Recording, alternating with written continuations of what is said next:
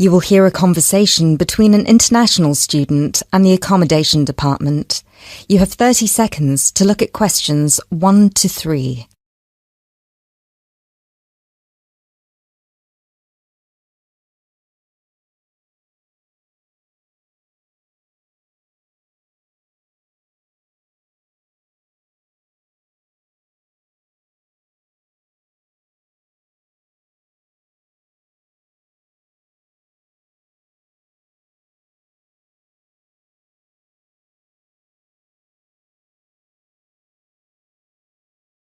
Hello, Accommodation department. How can I help you? Do you look after accommodation for international students? Yes, we look after accommodation for all the students. Good. I hope you can help me then.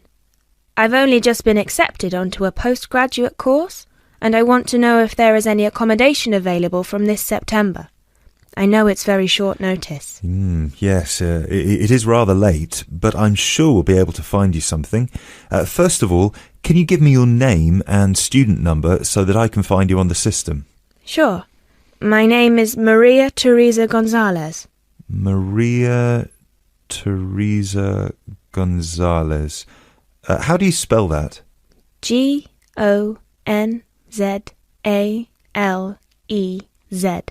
Thank you. Got it. And your student number, please? SHU 300715PG. SHU 300715PG. Ah, here you are. Department of Modern Languages. Yes, that's me.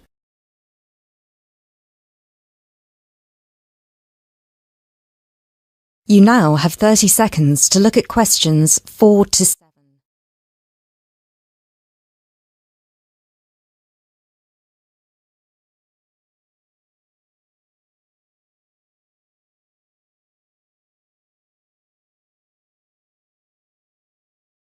Okay, now there are several options for postgraduate students. Firstly, there is the Trigon. This is a new block near to the station and not far from the main campus. Accommodation is what we call cluster accommodation. What does that mean? There's a small group of rooms, usually 6, each with its own bathroom clustered around a lounge kitchen area which is shared. Oh, I see. That sounds good. They are very popular. The price for these is £99 per week, and we do have some availability left. However, for postgraduate students, there are other options. And what are they? There's another apartment block called The Cube, located near the west gate of the campus. Accommodation there is in 1 or 2 bedroom self-contained flats. So, the cube is self-contained? How does that work?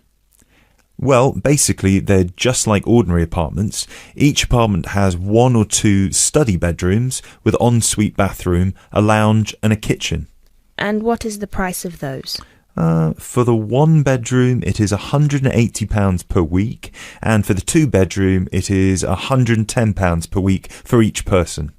And can I choose who I share with? If you have a friend and you would like to share with them, of course, we can reserve a 2-bedroom apartment for you both.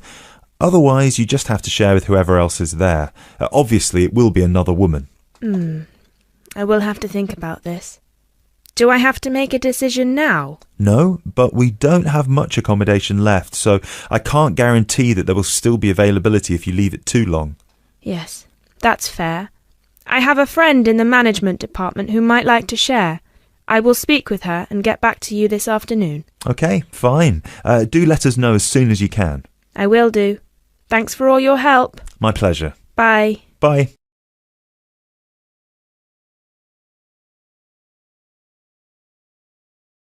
That is the end of part 1. You now have half a minute to check your answers.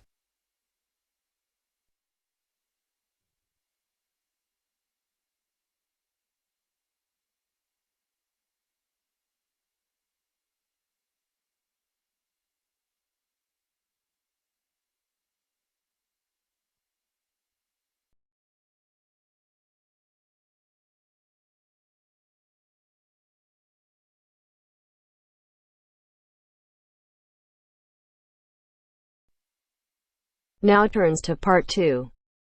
Part 2. You'll hear someone talking to a group of university students. First, you have some time to look at questions 11 to 17.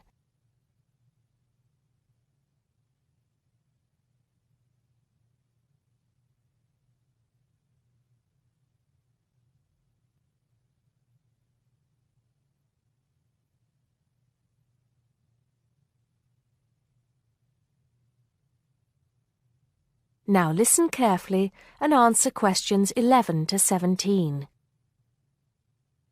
Good morning, everybody, and welcome to Upton University. I hope you are settling in and beginning to find your way around. I know how confusing it can be when you start life at university, and that's why we have Freshers Week to help you find your feet.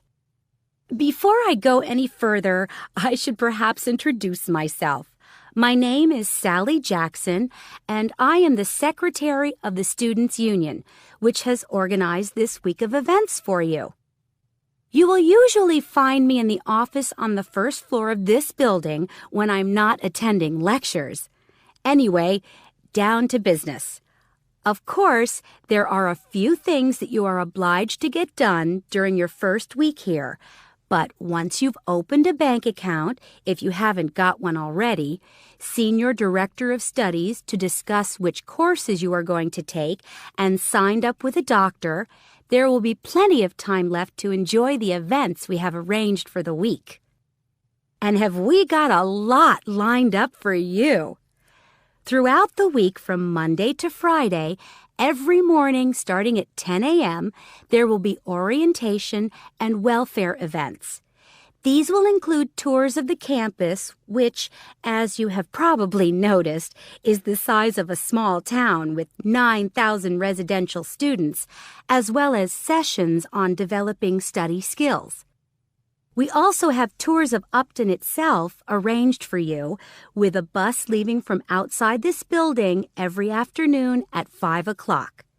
There are a number of interesting things to do and see in and around Upton, so you can expect visits to the castle and museum as well as the popular Ghost Walk. You'll need to sign up for this one, as numbers are limited. Just put your name on the list on the notice board in the entrance lobby. An important event is scheduled for Monday, that's the day after tomorrow, when we will be holding the academic fair. This is an opportunity for you to speak to students and academic staff about the courses that are on offer. The academic fair starts at 1 o'clock, by the way. There are a couple of other fairs that I think will interest you. First of all, we have the Societies Fair on Tuesday the 16th, which I think is an absolute must. You might not believe it, but the university has over 150 societies and sports clubs you can sign up for, so you are sure to find something of interest to you. That also starts at 1 o'clock, and it will be here in the Union Building. Also in this building is the Trade Fair on Wednesday from 2 until 5 in the afternoon. This one might sound a bit strange because you will find a load of banks and other businesses here trying to get your custom. You will find plenty of bargains and, best of all, a lot of the businesses give away stuff for free.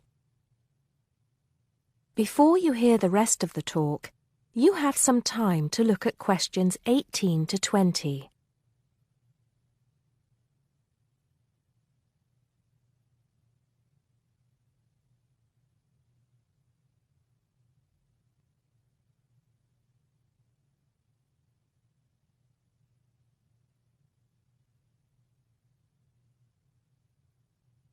Now listen and answer questions 18 to 20. We've also got a great entertainment program lined up for you, starting tonight with our welcoming party. We have a top band lined up for your entertainment, but I'm not allowed to say who they are. All I can say is that I am sure you will not be disappointed. So come along to Blackmore Hall at 9 o'clock this evening to get your university experience off to a flying start. Just one point. I'm afraid this event is limited to freshers only. Because of space restrictions, you can't bring a friend tonight. Sorry about that. There's more fun and games on Monday in the Cotswold Theater here on campus. We have booked two of the cleverest comedians in the country, Paul Frazier and Jenny Brown, for a 3-hour show. Paul has assured us that he and Jenny have packed the show with new material, and as they always get rave reviews for their shows, I think we can look forward to an evening of great entertainment. That's in the Cotswold Theater on Monday evening at 7:30. Moving along a bit, on Thursday there is an important date for your diaries. This is the official Freshers opening ceremony, when the Dean welcomes you to Upton University. So remember, Thursday the 18th from 2:30 to 3:30 in Blackmore Hall. You certainly should go to this one, and by the way, light refreshments will be available. At the end of the week, on Saturday, you have the chance to dress up in your smartest evening wear for the official Freshers' Ball. Actually, although it's called a ball, it is quite a relaxed affair, so we are more than happy if you turn up wearing jeans and a t-shirt. The important thing is to relax and enjoy yourselves. Time and place are the same as for this evening's party. Blackmore Hall from 9 in the evening to 3 o'clock in the morning. Right.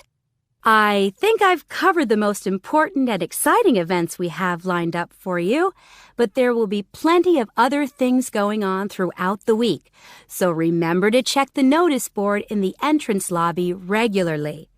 Enjoy the rest of the day, and I look forward to meeting as many of you as possible this evening at the welcoming party. That is the end of part 2. You now have half a minute to check your answers.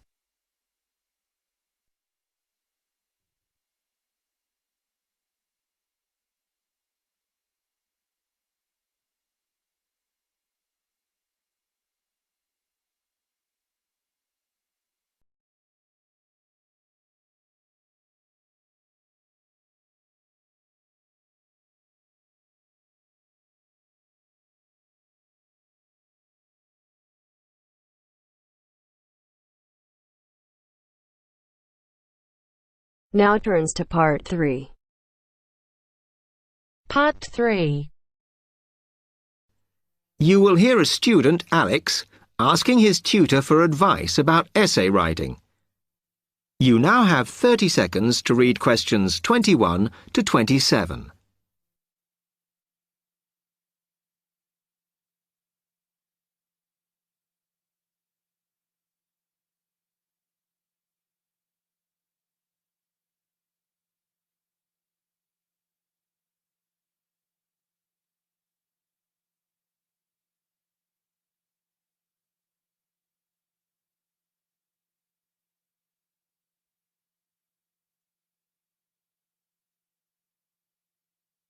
Hi, Alex. Come in. I gather you wanted some help with writing essays. Yes, I'm finding this first term difficult, and I'm worried about the assignments we have to do for January. Well, let me see if I can help. You shouldn't panic about it, because essay writing is a very straightforward process, really. What it involves is organising the information that you want to include. You shouldn't have more than you can easily manage within the word count. Make sure you haven't got too much or anything irrelevant. You need to look at that and work out what you need and what you don't need before you start. And then you just have to think about how you're going to put forward your argument. Oh, that sounds very straightforward when you put it like that. But I'm worried I haven't got the necessary skills for writing an effective essay, because English is my second language. Well, perhaps you misunderstand the skills you need. You need to be able to analyze your data, and then I would say the skills of interpretation and expressing yourself are important. Perhaps it's this last one that bothers you, but the more essays you write, the more you will develop these skills. Yes, and I don't quite know how to improve at that. Though, as you say, I know practice will help. And I need to make sure I've got everything ready before I start. Yes. What is vital to good essay writing is preparation. So make sure you build in enough time to do the research you need. Are there any other sources I can use to help me with essays? Yes. You should go to the library and look through the reference section, because there are books that focus on the style we use in academic writing, and those will help you a lot.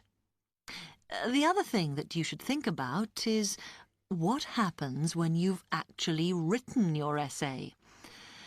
Too many students just complete their work and hand it in, whereas what you should be doing is making sure that you edit it as thoroughly as possible. Oh, yes, that's a good idea. Then I'd pick up any mistakes and also see if it reads logically. Exactly. The other thing is, again, what a lot of students do is get their essays back, look at the marks, then just file it away. They don't realise that if they checked it through and looked at what the tutor had written, then they can learn from their old essays. Yeah, I can see that's a good idea. So, is that okay? You can always come back to me. You now have 15 seconds to read questions 28 to 30.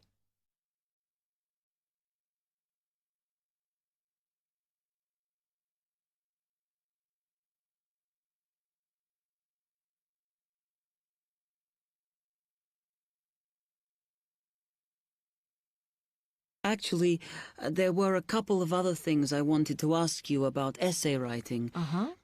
I had a few thoughts of my own about what I should do, such as really taking good notes when I'm reading, because that helps, doesn't it? I think it improves your knowledge rather than your actual writing.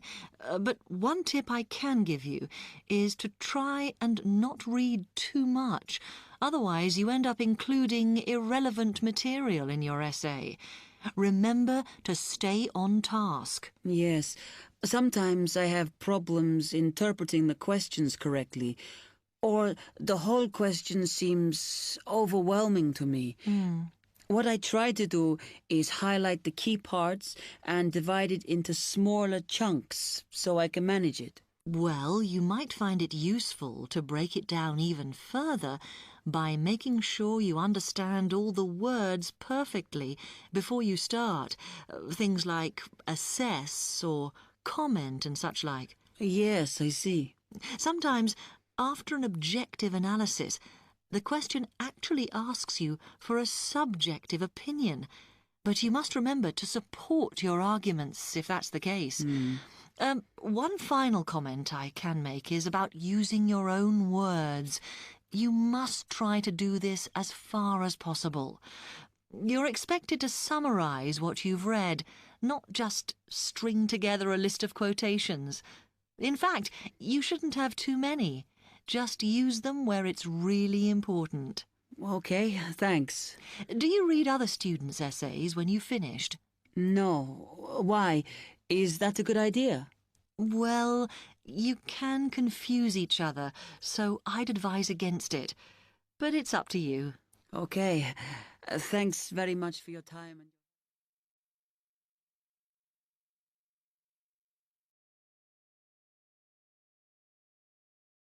That is the end of part 3. You now have half a minute to check your answers.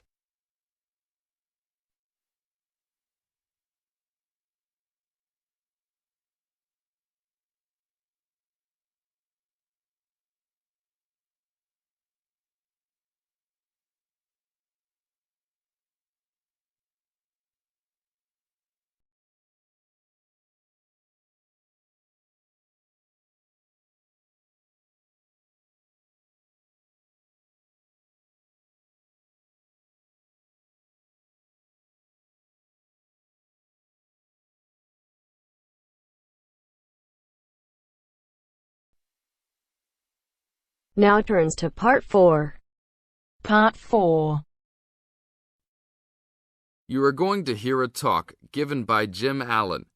He is going to share some of his findings of his research.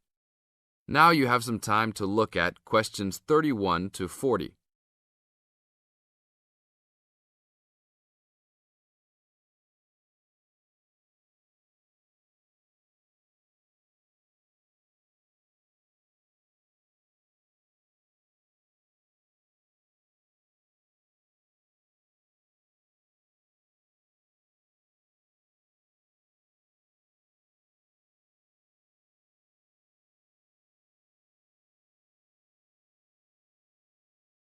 Now, listen carefully and answer questions 31 to 40. Good morning. Today we'll be hearing from Jim Allen, who will be sharing some of the findings of his research project from last term. Jim. Thanks. Well, to start with, a little bit of background about the project. As you can see, our title is something that is relevant to everybody in this part of the world: water safety. These days, there's a lot more to water safety because of the increasing number and range of boats and other things people use on public waterways. I'd become interested through reports on radio about the number of incidents involving small powerboats and individual watercraft such as jet skis. It seemed to me that because these craft were essentially recreational and didn't require licenses to use, there was very little opportunity to influence the users towards being safety conscious. So, I decided to make this the focus of the project. For the research, we mainly relied upon talking to people, asking them questions in preference to using a written questionnaire. We interviewed a wide range of people at a number of popular swimming locations over 2 consecutive weekends and asked them what they'd observed or experienced themselves. The respondents were both male and female, but the men were just slightly in the majority. We were pleased with their willingness to talk about the subject, and all told, interviewed 145 people over the 2 weekends. So, what were the findings? As you can see, 86% of people reported having had some type of problem. A surprisingly large percentage, 27%, commented that they had found it necessary to shout at an offending powerboat, but the main type of problem was the deafening sound that some of the boats made. On occasions, this led to swimmers deciding to move to another location. So what strategies did people adopt to ensure their own comfort and safety? Let's have a look at the figures. First, it was noticeable that there were often distinctly different answers between men and women. It was mainly the women, for example, who said they should try to choose places where boats couldn't go, whereas it was usually the men who said you shouldn't have to move if you were there first, so you should shout at them if necessary. Both men and, it was women who said you should call the authorities if the situation gets too dangerous or the powerboat drivers are acting irresponsibly. Then, I had thought it would be mainly women, but both sexes made the point that above all, it's important to get children away from any possible danger. Men were very aware that jet skis could be unpredictable in inexperienced hands. They also made the point that it's much safer to have your car nearby and clearly visible to any watercraft if you're swimming in a relatively remote spot. Finally, wearing visible clothing, men didn't think it was quite as important as women, but both gave it a high safety rating. When we asked them what they thought the government should do to help solve the problem,